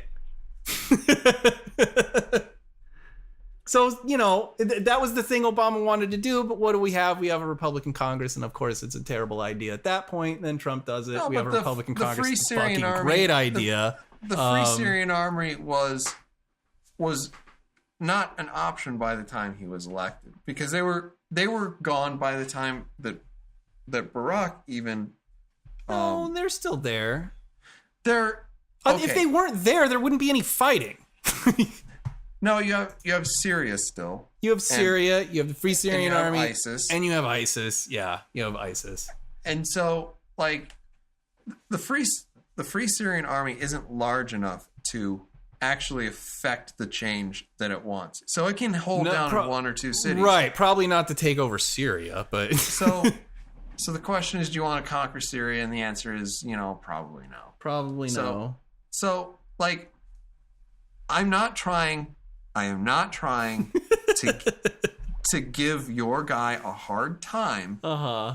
I'm just saying, by the time that Barack decided to attack because of the barrel bombs and the weapons of mass destruction and whatnot. Yeah. The Free Syrian Army had largely been defeated. And though they remain, were not a sufficient force. And at that point, you're like, well, the lesser of two evils at this point is allow a weakened Assad regime to remain. And that's where I was at. And I can't I can't just like say I don't want this to happen because Trump wants it, and I don't really like Trump all that much. So that's just silly and spiteful. And I'm not going to say we should get into a war because Russia wants some interest in this place. And like this isn't like the domino theory back in the Cold War. We need to stop this. They were already in their pocket. They're already going to be in their pocket in the future if we put Assad back in power. And Russia's economy is so much the worse at this point that I'm pretty sure they're not going to be able to get back to where they were in any reasonable amount of time. Mm-hmm. So I'm just not sure that the American people want to do it, and I'm not really sure that it's our business at that point. These are all really great debate points for this issue. None of them were had or discussed, though. I mean, we discussed them. Right. I don't think Trump did. I don't think the president of the United States gives a fuck at all. And considering his relationship with Putin and Russia, giving in to the Russians on this demand does not look great. Yeah. Does not look fucking great. I don't want him to start a war just so he looks like he's. But it's not starting a fucking war. I hate that. I hate that somehow we're starting the war. We implement a no-fly zone. That's us starting a fucking war. You sound like a goddamn Democrat. I swear to God. It's just ridiculous. America can stand up for the territories that it is currently occupying. It's perfectly fair to do that. If Russia wants to violate them, then Russia can pay the cost. That's not us starting a war. I mean, but I don't want to occupy Syria. Right. I don't really want to occupy Syria either. I get that point. I get that point. What you're saying what I'm saying is the debate wasn't had. And I don't really know what the situation is on the ground in Syria. I don't know if there's any feasible solution. Or if just a continued fucking stalemate like we generally do in the Middle East in the first fucking place, like we've been doing in Iraq for God knows how long now. I don't know if that might be the better option. Do we want to continue to have a destabilized Syria? Same way that we have fucking Iraq. It's not a bad option. It's not a bad option. Rather than pulling out and allowing Russia and Syria to consolidate. Completely unopposed. I guess this is where we were at with the Iran-Contras, really. I mean... It's like... Well, the idea with... The point is that neither option is good. Neither option is good. And what's sad is that it wasn't really debated at all. But to pretend like one is the obvious solution to the other is a fucking joke. I'm not. And I know you're not. I know you're not. What I'm saying is I independently don't think we should be there. And I'm not going to say Trump is wrong to do this because I don't like Trump, even though what he's doing is the thing that I wanted. Yeah, and I'm not expecting you to do that. But I do expect you to take issue with his decision. Then why are you arguing? What? Because you're defending him. Because you have to defend all of them. Oh. Okay. I have to defend these fucking Democrats. Do you think I'm looking forward to that? No. I don't want to have to defend what Warren's going to say. Like, we should not have banks or money. I don't want to defend that. Like, Is there anything else? Is there anything else you don't like? Jobs. Jobs are stupid. Everybody gets checks from the government. Also, a border. I don't like the border because now that is apparently the fucking debate. For so long, I didn't. It's like, come on, guys. It's not like we're just wanting like immigration reform, right? Those two magical words, when you put them together, solve the immigration crisis, whatever it may be. But now it's like, no, the solution is either we put a fucking concrete wall in the way or we get rid of ICE. There's zero middle ground. No, there's middle ground, but it's like, it's absurd. You're like, well, we won't vote for a wall, but we will vote for a concrete slab barrier. And you're like, what? Awesome. A concrete slab barrier. kind of feels like there's a simpler word for that. Yeah. We live in terrible. These are terrible terribly- times. These are terrible times. Terribly interesting times. Yeah, no. Whoever said "May you live in interesting times" Fuck was that guy. cursing all of us. Right. I want to live in boring times. I want to live in lockbox times.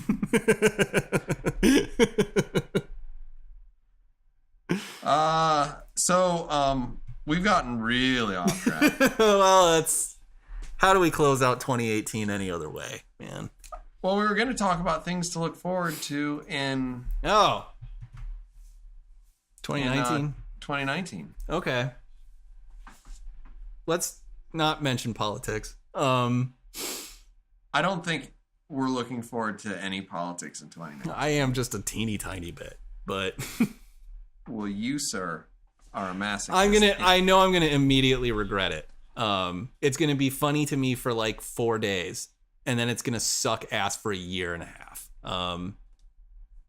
But yeah. 2019. Well, I'm looking I don't forward know. to Conan Comics Tactic Angel. I'm looking forward to Conan Comics. okay. I'm looking forward to no comics. I'm not sure when the Dread TV show comes out, Sure, yeah. but I am looking forward to the Mega City 1 TV show. That'd be and great, yeah. I really, really, really, really, really, really want to watch that, and I really, really, really, really, really hope they get Carl Urban back. Yeah, that'd be amazing. Yeah. Even if, like, I think it would be actually even preferable to build it around an ensemble cast, and you only get a couple of shots at Dredd, Yeah, that'd be all right. where he drops in and he's just like this living legend, Yeah. and he's not a character because he's not a character. He's not a character, yeah. And he should never be. and he shouldn't be, but he can still be interesting without being a character if you write it correctly. Yeah. And, yeah, definitely. You know, the Dread movie showed that fucking Yeah. perfectly. Yeah, hell yeah. There's a reason why that's so high on my list. Yeah. And it's a good action movie. It is a fucking great action movie.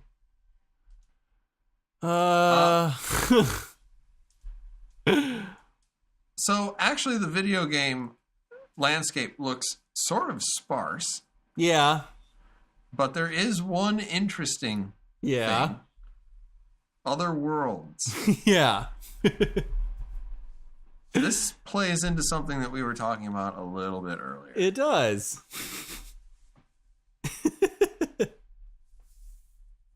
So when it starts out from the creators or from the developers who made Fallout, The good Fallout. 1 Yeah. and 2 and New Vegas, Yeah.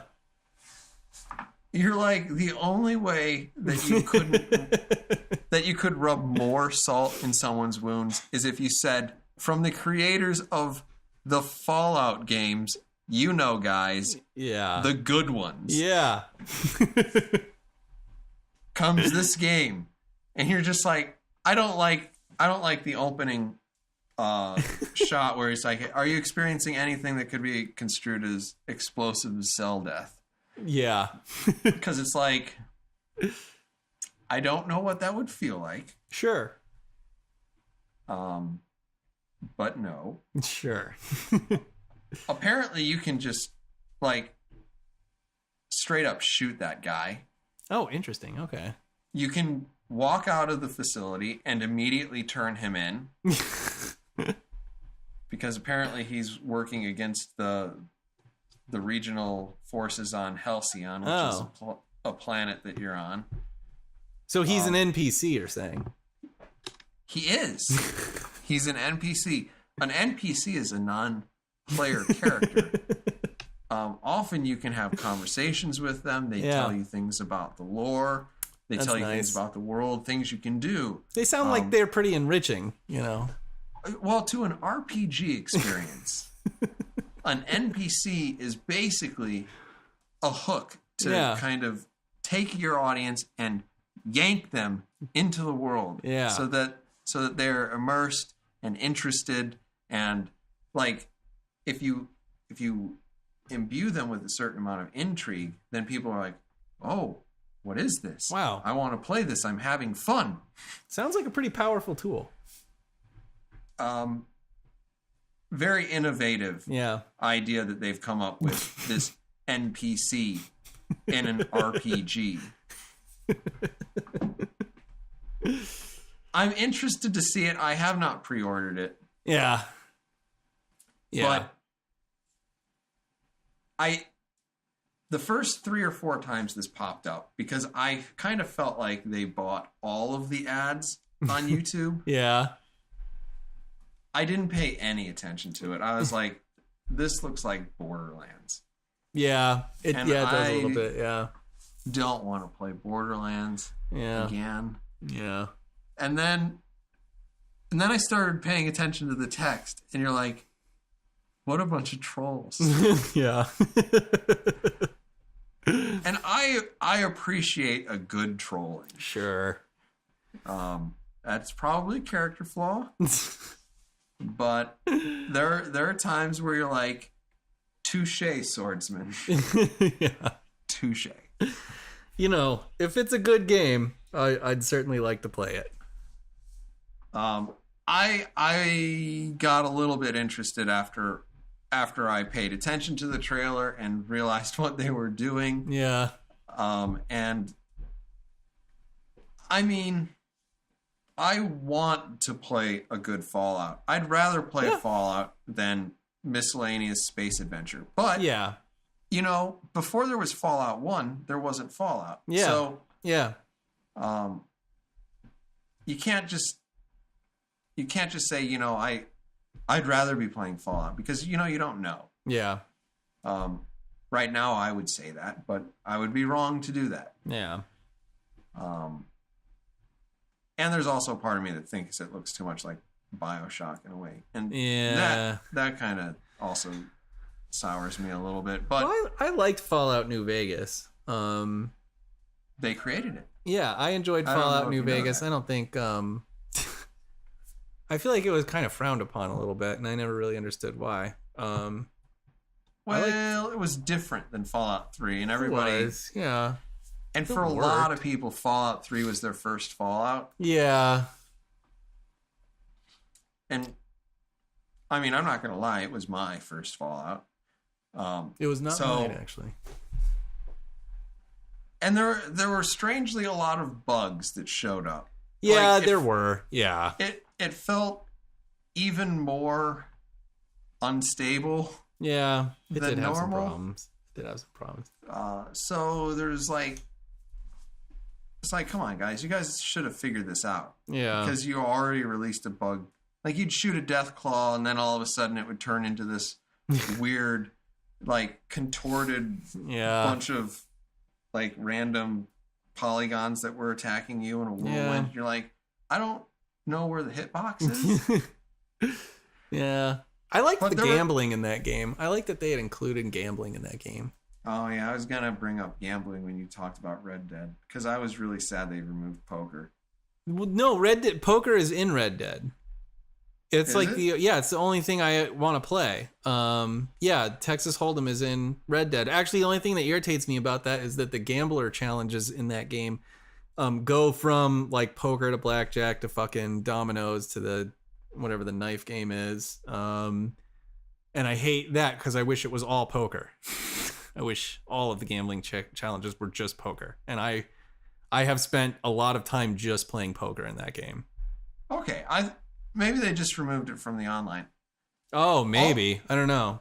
All I know is that when I heard that, and it might be false, I was like, man, vigilante mode was my favorite thing in GTA. Yeah. And they removed that. Yeah. And actually not too far behind that was taxi mode. Yeah. And it was just fun. Yeah. It was just fun. Stupid and fun, yeah. Why wouldn't you let us do that? I don't know. But, and then you're just like, Could you find anything else that is fun that you can remove? Yeah. God, they should have like a fucking sheriff mode in Red Dead and become like the fucking sheriff, and That that'd be super fun. That would probably be pushing it a little further into RPG where you can actually make meaningful choices. True. Well, you know there'd be nobody left in my town. Crime-free, motherfucker. You'd be walking around. Guilt and innocence is simply a matter of timing. It's like, are you quoting Judge Dredd? Awesome. Let me take my ABC warrior and kill you.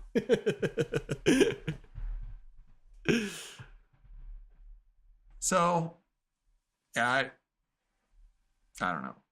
Yeah. Looking forward to Other Worlds. All the same. Yeah. It sounds like they've got, perks and vices and all sorts of interesting mechanics. That's cool. And I don't know how this is going to play out, but one of the videos that I saw that was kind of analyzing what they've released so far, it sounds like the game is going to try to pay attention to what you're bad at. Like, oh, so interesting. Okay. So if you keep getting like owned by, lunar wolves or whatever, okay, it will offer you the opportunity to take a penalty against them or something like that, as though it's not already bad enough. Yeah. But it'll then give you a perk in some other way. Huh. And it's just like, okay. That's an interesting mechanic, yeah. We'll have to see how it pans out. But, yeah. But like, that's actually kind of meta plus RP, and that's kind of great. Yeah. That is kind of cool. Yeah. That is probably like the only video game other than Dreams, if that actually ever becomes a thing. Yeah. That I'm really, really excited about. I'm looking forward to Cyberpunk. Yeah, I was talking to my brother about that. I just want it to be good. Yeah, that's all. I smell a little bit of smoke and mirrors. Yeah. With that title, which is why I'm not getting on board. Yeah. And Gerald isn't that interesting of a character. He's not. So I don't know if that's a CD Projekt Red problem or if that's just a Witcher problem. I hope it's just a Witcher problem.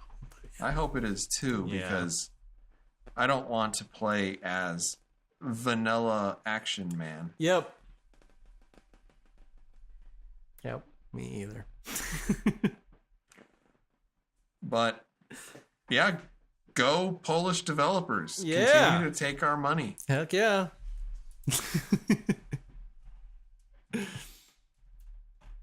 And I'm not necessarily looking forward to it, but I guess Avengers Endgame comes out. God, I don't know what to do. I don't know what to do about that, Tactic Angel.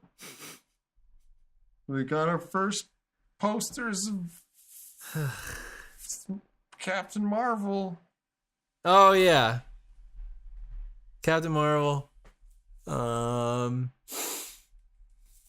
don't know. Oh, the X-Men movie comes out. That's right. Dark Phoenix comes out. Nobody gives a shit. Probably the last X-Men movie from Fox.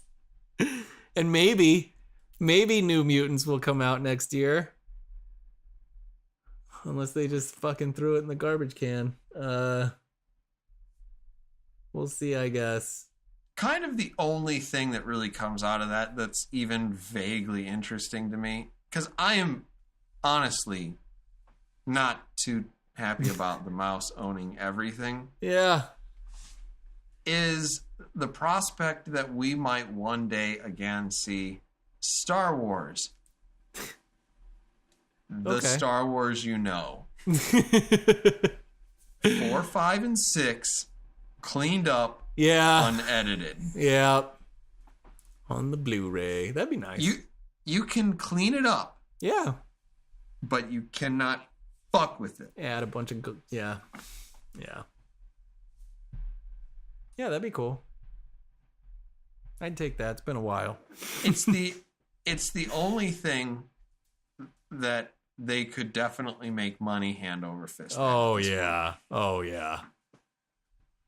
Oh yeah. They'd probably sell it for some stupid amount of money. Probably. $80. Fuck you. Probably. I might buy it. God damn it. I just can't help it. I got a problem. I really love Empire. Empire is so good. It is. It is. The other two are also they're good or fine. Yeah, they are. Yeah. Good God. So, I don't, especially by comparison.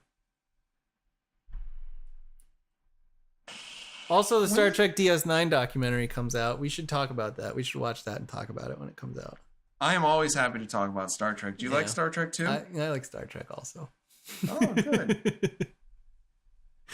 Oh, and also I'm looking forward to our Star Trek Discovery fucking week by week reviews. I can't say that I am, but I guess we'll see. Yeah. What happens? Yeah. We'll see if we even survive. I know. I'm a little, yeah. It's going to be an experience.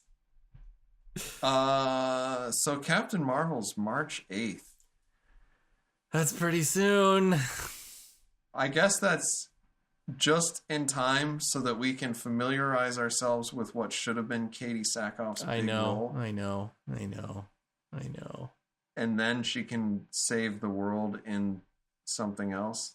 Katie Sackhoff is in a space movie that's on Netflix right now, and it is not a good movie.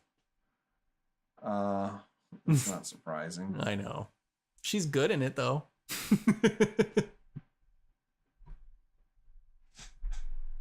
What? Yeah. No, I'm just looking at the cast of this, and I can't even say his name. Digimon. Hansu.